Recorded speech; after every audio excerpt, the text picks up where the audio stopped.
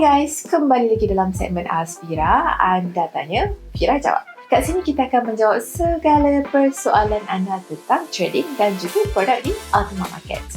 Jom kita mulakan dengan soalan yang seterusnya. Let's go! Soalan daripada Ricky_Noni. Demo account ada tempoh tamat ke? Kalau account demo saya dah expired, macam mana nak buka yang baru? Jawapannya, ya. Demo account biasanya mempunyai tempoh sah selama 90 hari. Kalau demo account anda dah tamat tempoh, anda boleh log masuk ke client portal dan buat permohonan demo account baru melalui langkah yang disediakan. Senang cerita, bila tempoh 90 hari dah habis, anda hanya perlu mohon akaun demo baru untuk teruskan latihan trading. Soalan seterusnya daripada Izzat Hanif. Apa beza demo account dengan live account?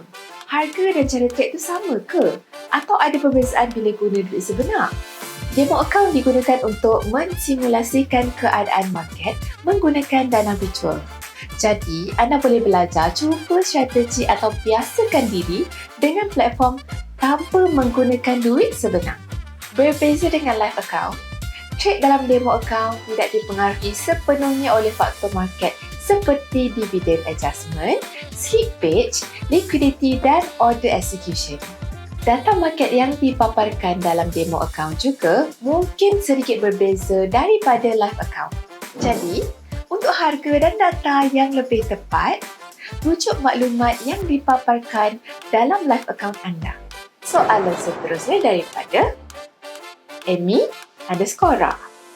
Kalau saya perlukan bukti atau sijil withdrawal untuk simpanan rekod, macam mana saya boleh dapatkannya daripada Ultima Markets?